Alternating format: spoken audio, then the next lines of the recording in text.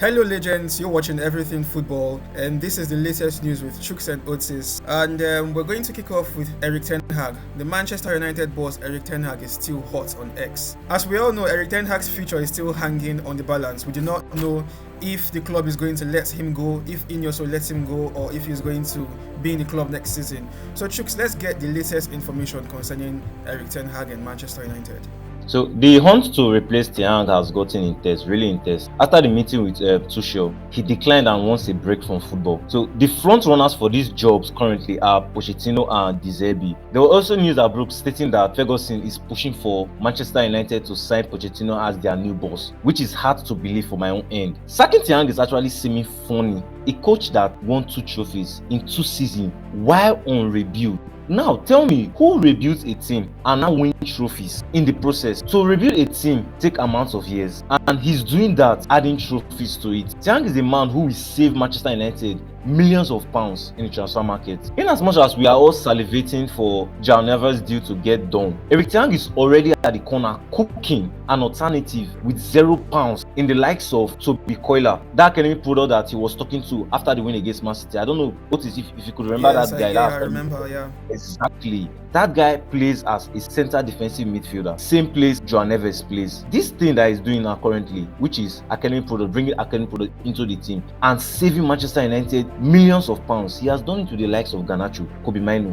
And with just these 2 players, he has saved Manchester United close to 200 million. Because currently, there's no winger, there's no active world-class winger of Manchester United stature in the market for less than 80 million. Even Eze, which is not a full left winger, is being put at 80 to 70 million, his release clause. There's no central midfielder currently in the market, world-class central midfielder currently in the market that is below 90 million. He has saved Manchester United close to 200 million in the transfer market. So what Ten Hag is doing is, it's more like he's continuing from Sir Alex Ferguson's legacy, which is bringing players from the academy and integrating them into the first team. And this has been Manchester United's heritage. This is what Manchester United has been doing, and he's following that legacy, and he's doing a wonderful job. So currently, I'm looking at a scenario whereby after these meetings with other potential candidates, which Manchester United board they are having with other potential candidates, they didn't find any. And at the end of the day, they not tell Ten Hag that, okay, you can keep your job. What a disrespect. So currently, Erik Ten Hag just returned from his end of season's holiday, and a decision will be made this week concerning his future.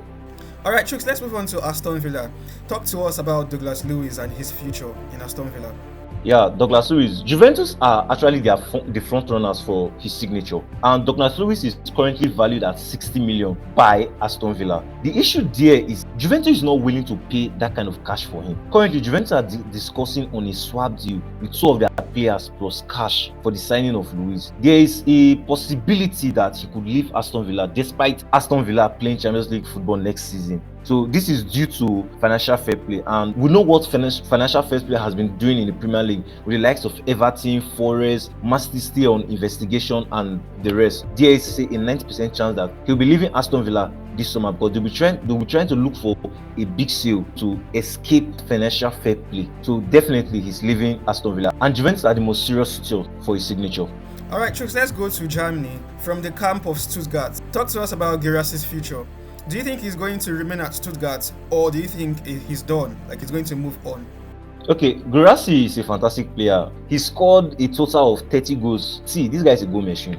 The crazy thing about him is that his release clause is valued at 18 million. The most likely club he will be going to is Borussia Dortmund. Borussia Dortmund are actually looking to sign him, and they believe that he fits into their project. Like, he'll be a brilliant signing for them if they are to compete for the Bundesliga next season. But the issue that I'm having is that I wonder why the likes of Manchester United and Arsenal hasn't signed him already. He's a scoring machine. Physically, he's on point. Good techniques. So signing him will not even hurt a team because he's just 17 million, or should I say 18 million in his release clause. Well, Borussia Dortmund has seen his worth, and they are the likely ones to get his signatures. Yeah, Guirassy will make a really good signing for top clubs. Alright, Everything Football faithfuls, kindly give this video a like, smash on the like button, and if you're watching for the first time and you've not still subscribed to this channel, kindly hit on the subscribe option. You're watching Everything Football, and this is the latest news with Chuks and Otis. Give this video a like, subscribe to our channel. You can leave us a comment, we're really going to like that. Leave us a comment and we're going to give you a very kind response. Alright then, let's move on to Selhurst Park from Newcastle. Now, Newcastle have agreed personal terms with James Trafford as their new goalkeeper. The deal is expected to be around £15 million. Let's get your thoughts on that. Okay, Trafford is actually a really good keeper. He's very young, still learning, and he has a lot of potential. We saw that in the England under-21 competition, whereby he won the Golden Boot. I think he only conceded 1 goal in the whole of the tournament. That was what triggered the move to Burnley from Man City's academy and went straight into Burnley's first 11. And he did a wonderful job at Burnley. In as much as Burnley was relegated, he did his best. They didn't have any quality at the back. Newcastle were going for the likes of Ramsey, but the amount Arsenal are calling for him, they deem it too expensive. The most likely alternative is Trafford, and I think he will actually do well there. And also, this has been coming. Omari Forson leaves Manchester United and is expected to join the Italian side Monza. The 2004 born talent did not sign a deal for Manchester United, and he is expected to, or rather, he has agreed to join Monza on a free deal that is valid until 2028. Let's get your thoughts on this. It was a good run, but it didn't work out well. I wouldn't blame Manchester United for not signing because Ten Hag gave him his chance. Ten Hag gave him his opportunity to shine. You remember the game against Fulham that we lost, whereby we had the likes of Anthony on the bench, Ahmad on the bench, but Ten Hag started Forson. That was his golden chance. What he just needed to do was to snatch it, and he couldn't make use of the chance. After that day, Forson was not being seen again on our bench. He didn't really make use of his opportunity. And also, he's not in Manchester United. He's good, but not good enough. He lacks urgency in his game. He lacks that zeal to want to do something, want to make something happen. If you compare him and Garnacho, you will see the difference. When Garnacho holds the ball, you see this zeal, this hunger, this I want to make something happen, this urgency. He lacks that, and that alone has disqualified him for even entering the Manchester United 11.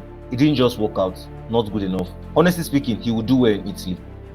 Alright, and finally, Chuks, a sad one for Netherland and Barcelona supporters. Frenkie De Jong is out of Euro 2024 due to physical conditions. Frenkie De Jong has returned back to Barcelona because he cannot continue pushing after the recent injury he sustained, and he is understood to be very, very sad because of what has happened. Let's get your thoughts on this event.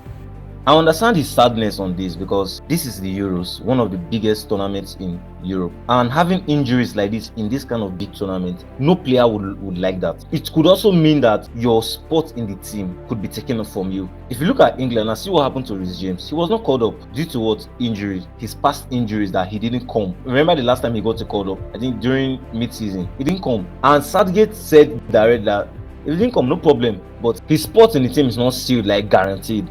I think that's one of the reasons why Frenkie De Jong is not happy. He really wanted to play in these Euros, but it's so unfortunate that he couldn't. I think he should just go back, get back his fitness, recover quick. Next season, it will be a tough one for Barca fans, for Barca players, for the Barca coach, because Real Madrid is not going to be coming easy at all. So it's going to be a tough season ahead for him. So he just needs to suck it up and recover. Okay, Chuks, yeah, it's a sad one for Frenkie De Jong. We hope he recovers speedily and on time for next season. Alright folks, that's it from us. Erik Ten Hag's future is still hanging on the balance. We talked about Guirassy's future, we talked about Douglas Luiz's future. James Trafford has agreed personal terms with Newcastle. Omari Forson has agreed to join Monza on a free transfer. And Frenkie De Jong has left the Euros due to injury. Give this video a like, and also if you've not subscribed to this channel, kindly hit on the subscribe option. You can share our videos to friends, share our videos to relatives. We are really going to like that.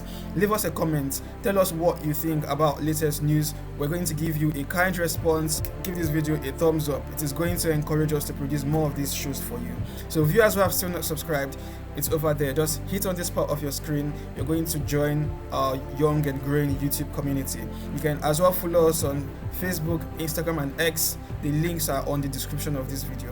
So until next time, we remain Chuks and Otis, and you're watching Everything Football.